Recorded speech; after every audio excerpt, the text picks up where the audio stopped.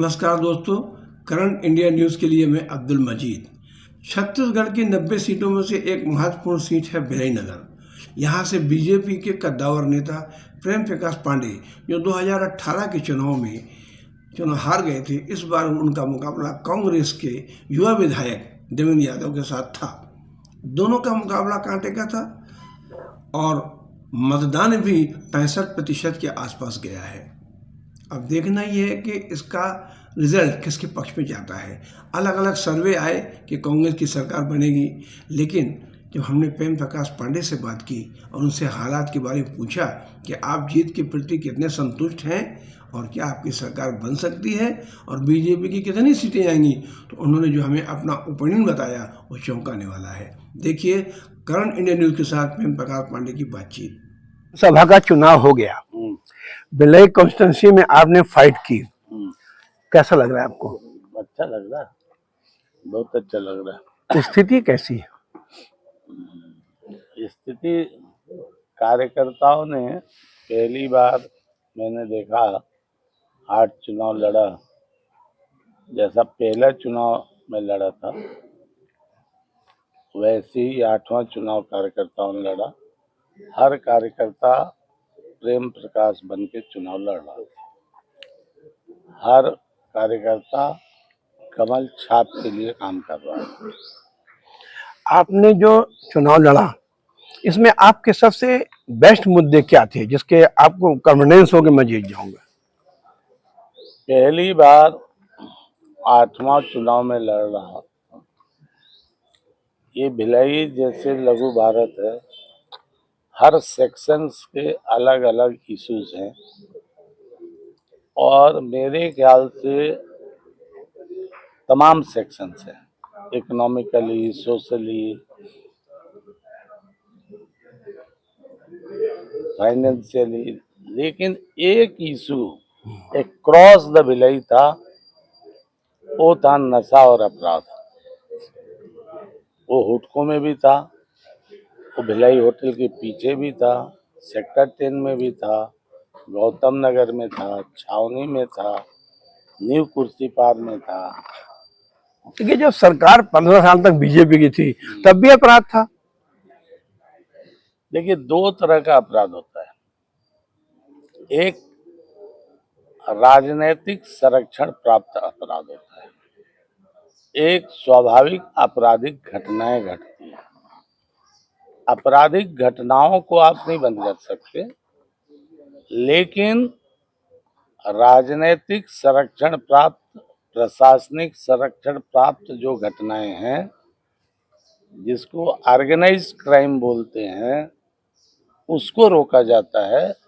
और जब उसको रोका जाता है तो बहुत सारी जो घटनाएं हैं वो अपने आप नियंत्रित होती हैं। अपराधियों के मन में शासन और प्रशासन का खौफ होना चाहिए, आम नागरिकों के मन में शासन और प्रशासन के प्रति भरोसा होना चाहिए। मतलब आपका कहना यह है कि एडमिनिस्ट्रेशन, पुलिस प्रशासन ये सब कुछ काम नहीं कर रहे थे? तो उन्हीं लोगों से पूछ लो।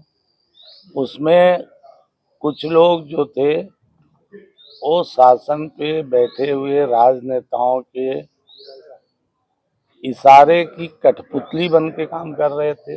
उनके अपने भी निजी स्वार्थ थे और जो कुछ अच्छे काम करना चाहते थे उनको डिमोरलाइज करना, इसलिए उन लोग भी उसके पीछे हो गए। अभी जैसे घटना घटी, मैं देख रहा था एक वीडियो अभी कि थाने के अंदर 20-20 लोग घुस करके किसी को मार रहे हैं। ये आज का मैं वीडियो देख के बता रहा हूँ।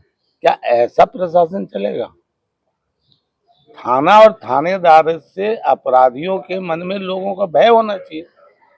यहाँ आम शहरी के मन में भय हुआ। आपने इलेक्शन में एक इशू बनाया महादेव ऐप का, क्या इसमें सफल रहे आप? तो महादेव ऐप से 2 तरह के नुकसान हुए। एक तो भिलाई की जो पहचान है हमारी IITN के कारण, हमारी जो प्रतिभाएं हैं वो देश के मेट्रो और एब्रॉड जाती है, वो अपने दम पर भिलाई का नाम ऊंचा कर दिया। महादेव आईडी के जो चलाने वाले लोग हैं वो भी एब्रॉड हैं और उन लोग भी उसी तरीके से पूरा का पूरा काम कर रहे हैं। तो एक तरह से ये हो गया कि भिलाई की जो पहचान है वो महादेव आईडी के कारण हो कि आईआईटी के कारण, पैकेज दोनों में, पैसा दोनों में। दूसरा नुकसान ये हुआ कि जो छोटे ऐसे बहुत से लड़के जिनको लालच दे करके लोगों ने उनके वो ले लिए, क्या कहलाता, आईडी, बैंक अकाउंट, और उसमें पैसे बहुत डलवाए। जब इंक्वायरी होने लगी तो इंक्वायरी में बहुत से ऐसे लोग जो है फंस भी रहे। अच्छा, कहा जाता है अपराधी किसी पार्टी का नहीं होता, अपराधी किसी समाज वो काम उनका अपराध होता है, तो ये राजनीतिक कैसे हो जाएगा? अपराधी किसी का नहीं होता। अपराधियों को राजनेता जब संरक्षण देते हैं तो उसका हो जाता है। इस चुनाव में सारे जो हिस्ट्री सीटर थे वो घूम रहे थे और पुलिस देख रही थी। भूपेश बघेल तो बोलता आप ईडी लेके घूम रहे थे। भूपेश बघेल तो ईडी तो सबके लिए ना, उन्हीं के लिए क्यों? उनके यहाँ जो विधायक लड़ रहे थे वो भी ईडी की बात करते हैं। उन लोग तो खुद जो है अपना सीडी लेके घूम रहे थे। इससे बुरा क्या होगा? भूपेश बघेल खुद सीडी कांड में थे, आज भी बेल आउट है। तो वो तो बोलता है बीजेपी वाले का छापा नहीं पड़ता, खाली कांग्रेसियों का छापा पड़ता है, ऐसा क्यों? भ्रष्टाचार जो करेगा छापा तो उसी के यहाँ पड़ेगा। पैसा जिसके यहाँ से पकड़ाया, जो चार्जशीट पुटअप हुआ है, उसको तो कोर्ट लेगी अब संज्ञान में। पुलिस तुम्हारी थी, आप नहीं कार्रवाई होने देते। अच्छा, भूपेश बघेल जो बोले तो 508 करोड़ का हिसाब किताब तो अभी देना पड़ेगा ना, 3 तारीख के बाद पता लग जाएगा। अच्छा, आप तो बहुत सीनियर लीडर हैं, क्या सरकार बनेगी बीजेपी की? सरकार ही नहीं बनेगी। मैं जो देख रहा हूँ, मैं आज भी बोल रहा हूँ कि अब तक जितना हम लोगों ने सीट जीता था, हम 48 मिनिमम रहे हैं, 48, 49 और 52 मैक्सिमम गए। आने वाले समय में हम 52 प्लस में आके सरकार। पिछले बार आप 15 सीट जीते थे, तो 15 से 23 5 साल के अंदर में इतना अंतर कैसे आ जाएगा?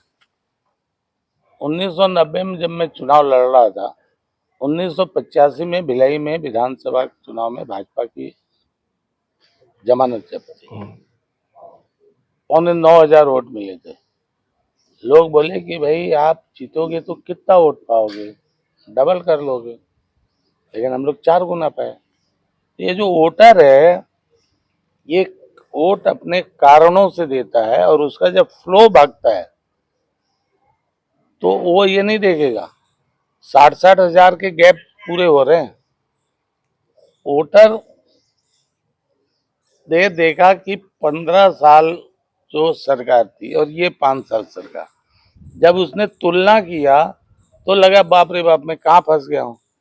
तो सरकार बदलना है तो बदलने के लिए वो ऐसा मारेगा फ्लो ना कि आप देखोगे बड़े बड़े पेड़ गिरेंगे और दुर्ग जिले का परिणाम आश्चर्यजनक हो जाएगा। आपके घोषणा पत्र में बहुत सारे वादे ऐसे किए आपने, लोग कहते हैं बीजेपी घोषणा करती है, पालन नहीं करती।